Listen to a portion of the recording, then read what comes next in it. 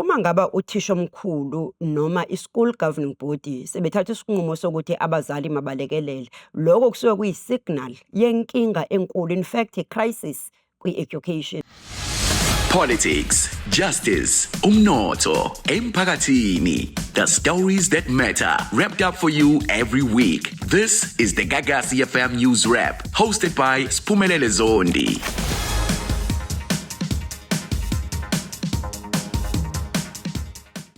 Hey Dawola, it's 2026. Welcome to the new year. Igama Siphumelele Zondi. Nondaba ofika neindaba every single week. Siyayiqhuba nakuwona lo nyaka. Na isididisi NFP asazi noma bayangena noma bayaphuma abazwane bebodwa laphaya kwi-GPU. Siphethe lolo daba namhlanje. Siye laphaya kwi-Addington Primary School kuvinjwe abantu ekade bezama ukuzobhalisa ingane zabo. Kuthiwa isikole lesi asiyivumelanga ingane zase South Africa, nabo-ke bavimba iy'ngane zalaba bokufika ukuthi bangabhalisi. Bese-ke siyaxoxa noMarashiya Caluza wesathu ngodaba lwama-matric results ney'nkinga ey'khona laphaya kwi-Department of Basic Education. I-NFP khona la kwisifundazwe saKwaZulu Natal siyazi ukuthi iney'nkinga ezaqala ngonyaka odlule ezikhombisa ukuthi ungathi iqembu alizwani lilodwa. Kwaqala ngo-Ivan Barnes sekuyena ophethe lona leli qembu ethi kahle kahle kumele baphume laphaya kwi-GPU nokuthi bavote ukuthi uPremier akhishwe esikhundleni sakhe. Kodwa-ke ungathi izinto azihambi ngendlela ayifunayo ngoba bakhona abanye abakuyona i-NFP abathi cha thina sihleli kuyona le GPU kanti nakwa-National sisekhona sinethezekile kule GNU asiza ukuthi kwenzekeni kuleya press briefing yabo. Today sizochitha ukuthi asikaze siubone lo mhlolo lokhu lasungula leqembu umama kaMagwaza Msibi sithi yishobolo aliphume liphele asiwazi lo mhlolo wenzeka kwa-NFP. Asiyawuchitha namhlanje sizowukhomba ngomunwe ukuthi thina sazi NFP kanjinji eyayazi ukuthi noma iney'nkinga njengawo wonke amaqembu ingene kwagogo ilungisa izinto. But everything nje kuma-social media ubona NFP. Kwi-front page isolezwe yini NFP.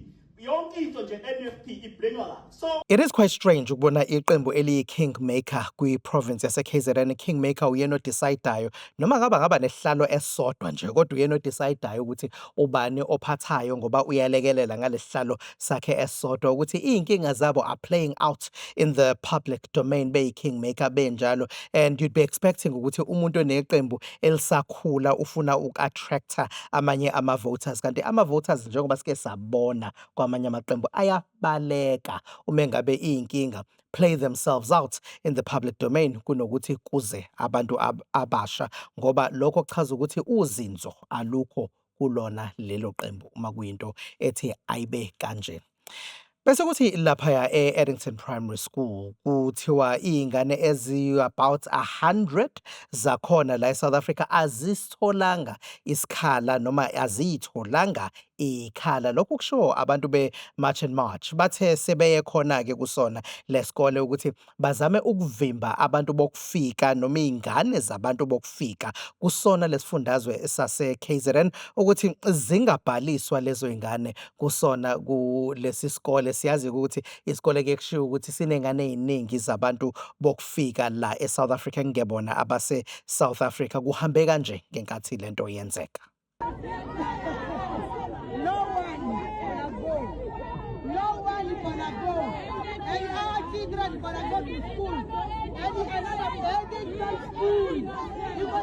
Umthetho weSouth Africa uthi ayikho ingane ekumele ihlale engenayo i-access to education kanti kuyicala nokuthi umzali angayihambisa ingane esikoleni. Ngakho-ke nokuvimba iy'ngane ukuthi zingangeni esikoleni nakho into engavunyelwe umthetho. Ngakho angeke kube kuhle if ngempela iy'ngane eziwu-100 azisitholanga isikhala noma azikho esikoleni ngenxa yezimo ey'thize, kanti-ke nakho ukuthi kuvinjwe ezinye iy'ngane futhi nazo ukuthi zingangeni esikoleni noma ngabe ngabe ezase-South Africa noma eza kwenye indawo umthetho awuvumi unfortunately ukuthi iy'ngane zingabi khona esikoleni. Ngakho-ke lokho kungafaka abantu enkingeni ukuthi kuvinjwe iy'ngane nokuthi-ke ezinye ungathola ukuthi mhlawumbe sekuyeza khona eSouth Africa noma abazali banabo ubuzwe base-South Africa even though the origins are not from South Africa. Into yomthetho le.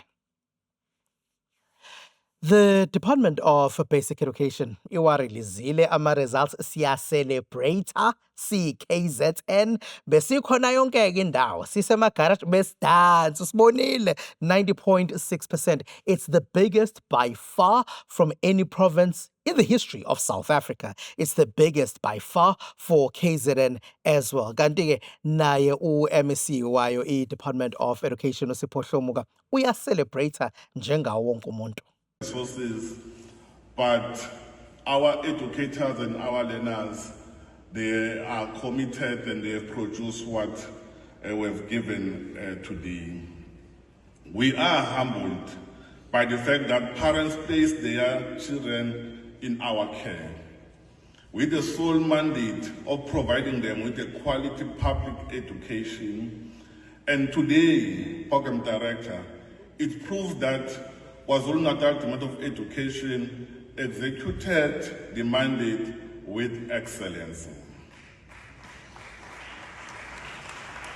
Njengoba nibona ku-celebrate bayoze bathi bhoti lakithi siyi-KZN. To continue the conversation ukhona uNomarashia Caluza, u-Provincial Secretary wayo iSATU kwesifundazwe sase-KZN.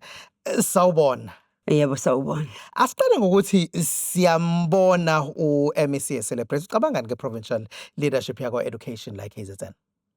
Sine leadership KZN. What we appreciate about it is that abantu abakwaziyo ukuhlala bevulile umnyango whenever kufuna ku-engage, they are open. And even when you engage with them, you don't find arrogance. And they will tell you the truth about what is happening and what is obtaining. Even when they are helpless themselves, they don't know ukuthi bazothatha ini bahlanganise nani ukusupporta izikole, but bazokunikeza iqiniso njengoba linjalo, and then nibe seniyabuka ukuthi yini engenziwe, you think together nibone ukuthi kungenziwa njani ukuthi kuyiwe phambili. I think that they also deserve to celebrate just for that. So now 90.6%, the biggest by far in the country, the biggest by far KZN as a province. Unika bona lapha abaphethe kwi-province. Siunikeza umuntu okuthiwa uthisha. And for that matter, not just uthisha waka grade 12, but bonke othisha, because labantwana baqale somewhere. Njengoba kade bekhala izolo bafika benjalo bezokwenza ugrade R. Kuloko njenga ne-relay ukuthi uyagijima unikeze omunye induku. Into ye-education ikanjalo. So othisha baka grade 12 bawothisha abaphethe le nduku ye-relay osofuneka bayoyiqweqa nayo entambeni. Ingakho ngithi-ke umsebenzi wothisha lo bebambisene kusukela kwabase-primary, but-ke ikakhulukazi laba ebekade besiphathele labantwana baka grade 12 siyazi ukuthi ibona abanama-morning class, ama-afternoon class, abenza yonke into ukuzama ukuthi abantwana baphumelele. Uqalile unyaka omusha, there are challenges that you have highlighted. Nekhulume nendaba yokuthi you want people to be held accountable. Yini inkinga? Inkinga esibhekene nayo iKwaZulu Natal le, noma ngabe sithole u-90.6%, kodwa iKwaZulu Natal one of ama-rural provinces. Abantwana abaningi esinabo abantwana abakulezi zikole zasemakhaya ekwathiwa izikole zabo ama-no-fee paying schools, ekufanele ukuthi uhulumeni ikakhulukazi umnyango wezemfundo ngaso sonke isikhathi wenza isiqiniseko sokuthi khona yonke isupport edingakalayo ngokwama-resources, iy'nsiza kusebenza okwenzela ukuthi kube ne-quality teaching and learning even ezikoleni ezi-deep emakhaya. So iy'ngqinamba ekubhekenwe nazo njengamanje ila sibona khona ukuthi lento ye-economy ezomnotho ze-country sibona kwehliswa ama-budget kahulumeni naseminyangweni isi-affecta kakhulu, i-affecta izikole. Siyibona ngokuthi umnyango ungakwazi ukuletha lokho okuthiwa yi-exercise book. Yiloko esibhekene nako njengamanje. Sino-54% wezikole ezingenalo i-exercise. Ngimenshina-ke i-exercise phezu kwako konke okungekho ngoba uyazi ukuthi uma kuzobhalwa makufundwa kufuneka umntwana abhalwe. Asikakabikho-ke ezingeni lokuthi abantwana bethu banamakhompyutha noma banama-laptop bonke, kodwa abantwana bethu badependa kuleli exercise. Sometimes sike sizwe o principal becela abazali ko principal bawo lama office schools okhuluma ngawo becela abazali ukuthi they must bring some stationery as well, thola ukuthi abazali understand, should they understand abazali bacela ukuthi balethe stationery nabo as well. Abazali kufuneka bazi ukuthi okokuqala uhulumeni uthena imfundo imahhala ezikoleni eziningi zala KwaZulu Natal nasezweni zibizwa ukuthi-ke uquintile 1 kuya ku-3 zidepende ekutheni uhulumeni alethe imali for umntwana nomntwana.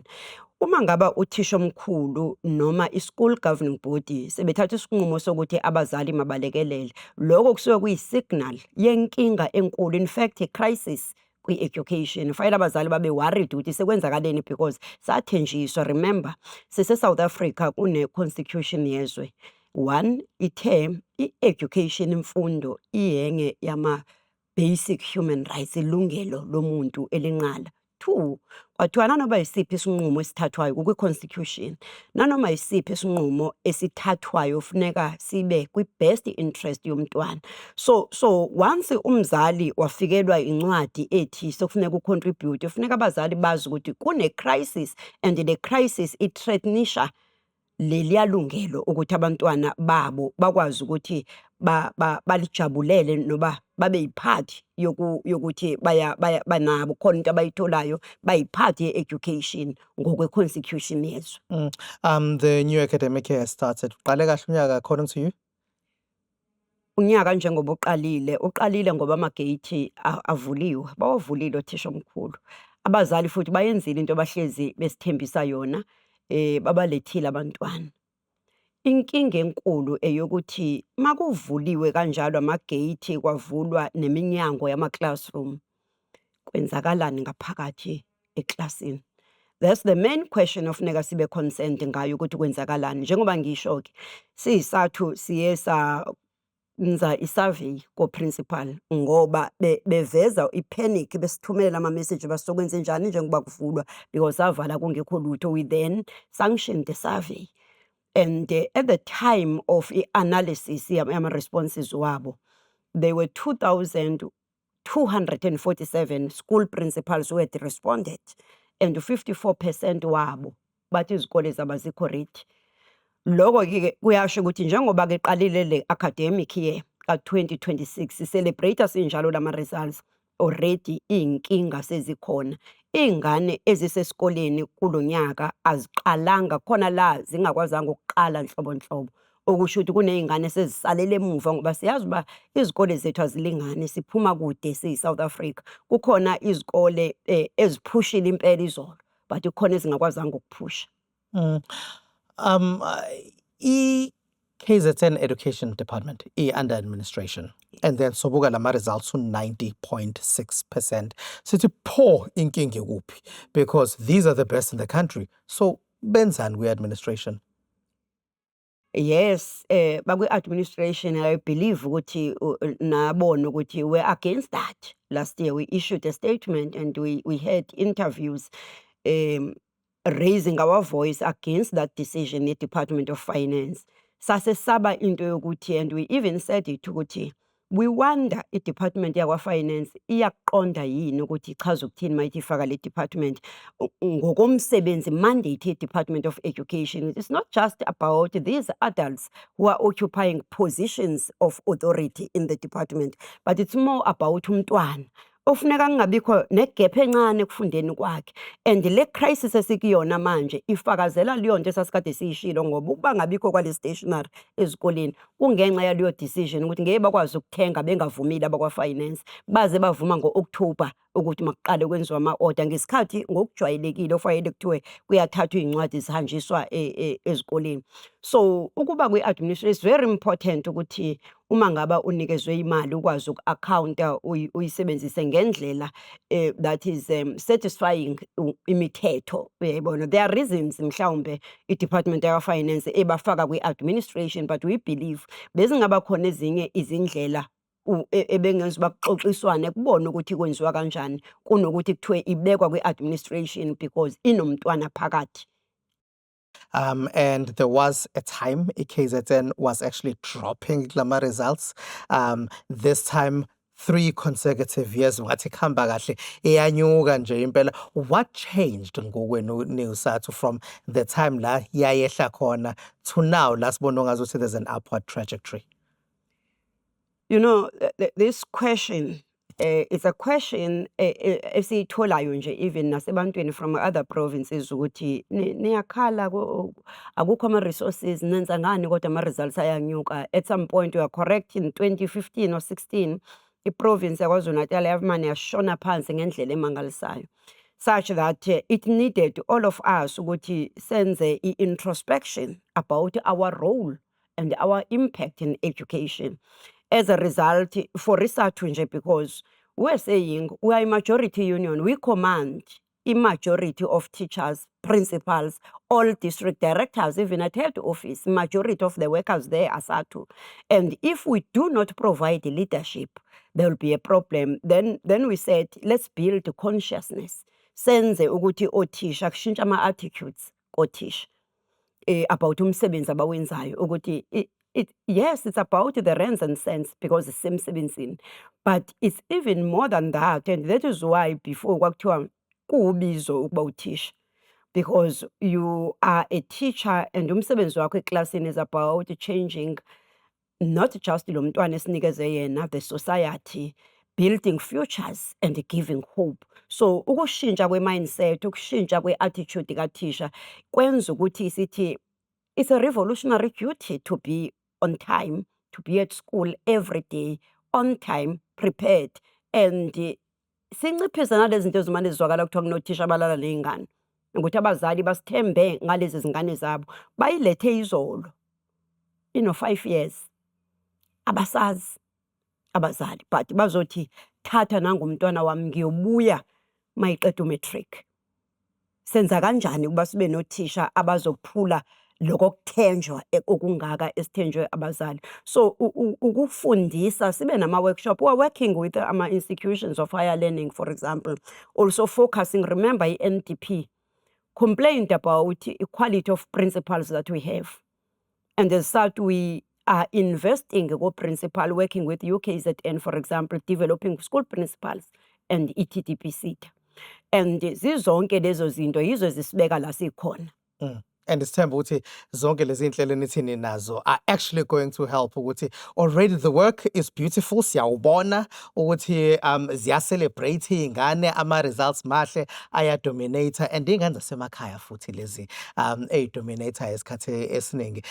Sibonge noMarashia Caluza. uNomarashia Caluza is the provincial secretary wayo iSATU la KZN. Nani ningasitshela ukuthi ni-celebrate kuphi uma ngabe kade ni-celebrate, kanti wazi nokuthi if akuhambanga kahle kusengalungiseka akuyona into embi, kona wonke umuntu kuyalungiseka ukuthi u-take 2 ukhona ubuyele uyithathe, ungayithola nje futhi nawe sewuhamba phambili sewufana nabo laba abanye. Uma umzali uyihambisile ingane esikoleni thola ukuthi khona kade beqala khona baqale high school nezinto ey'njalo, ukhalile yini nama wengane? Ngoba yave nikhali ungathi kuyofunda nina labeni baba bengesandle bona bajabulayo ukuthi akumnandi wena uyakhala ngathi uphuka inhliziyo. Sitshele, ubhale i-comment yakho khona la ngaphansi. Ngiyubhekane Siphumelele Wakazondi ngithi asivale la uNondaba ofika ney'ndaba, wena hlala lapha kwi-app yethu uyithole yonke into esixoxa ngayo. Catch a brand new episode njalo ngolwesihlanu ngo4 ntambama. You can watch the vodcast noma ungalalela i-podcast kwi-app yethu noma inini noma kuphi. Gagasi FM News puts KZN first.